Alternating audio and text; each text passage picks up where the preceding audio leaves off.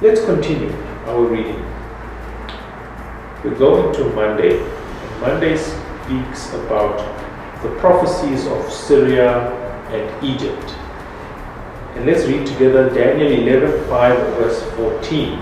It says, "The king of the south will become strong, but one of his commanders will become even stronger than he and will rule his kingdom with great power. After some years, they will become allies. The daughter of the king of the south will go to the king of the north to make an alliance, but she will not retain her power, and he and his power will not last. In those days, she will be betrayed, together with her royal escort and her father, and the one who supported her." Verse 7. "One from her family line will arise to take her place. He will attack the forces of the king of the north and enter his fortress. He will fight against them and be victorious. He will also seize their gods, their metal images, their valuable articles of silver and gold, and carry them off to Egypt. For some years he will leave the king of the north alone. Then the king of the north will invade the realm of the king of the south, but will retreat to his own country. His sons will prepare for war and assemble a great army, which will sweep on like an irresistible flood and carry the battle as far as his fortress." 11. "Then the king of the south will march out in a rage and fight against the king of the north, who will raise a large army, but it will be defeated." 12.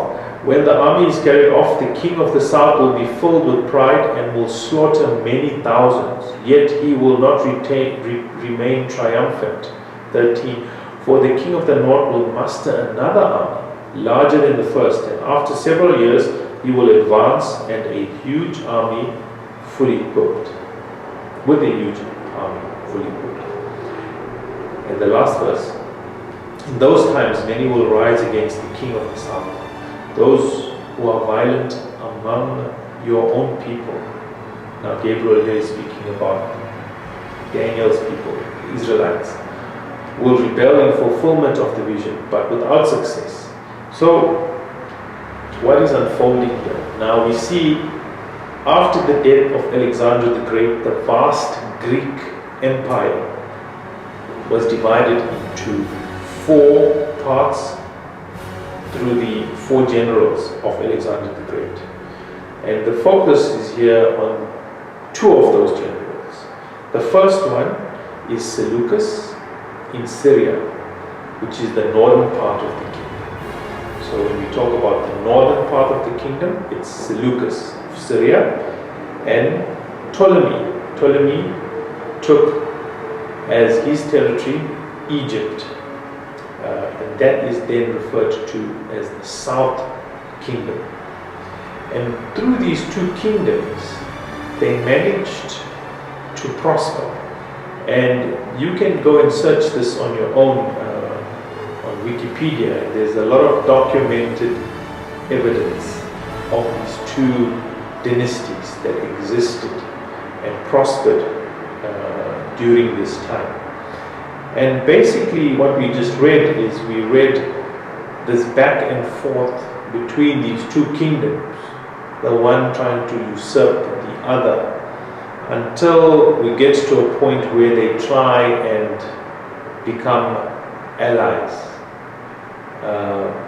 by marrying each other through sons and daughters. So the grandson of Seleucus married Bernice, the daughter of the Egyptian king Ptolemy.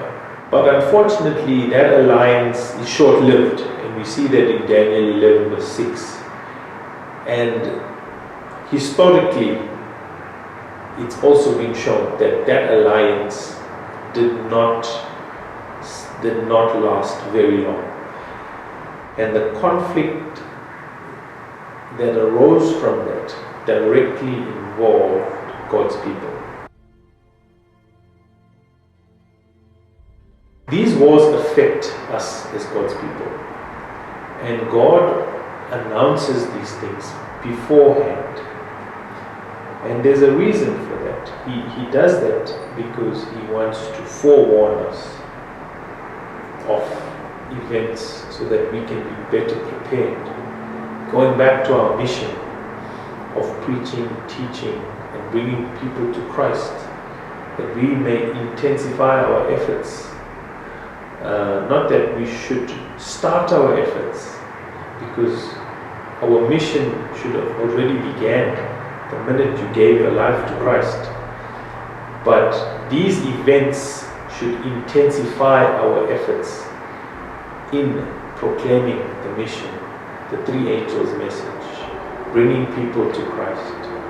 And that is the crux of this lesson. The crux of what we are studying is to mobilize us to go out and to become the missionaries in our communities that God wants us to be. God knows the future,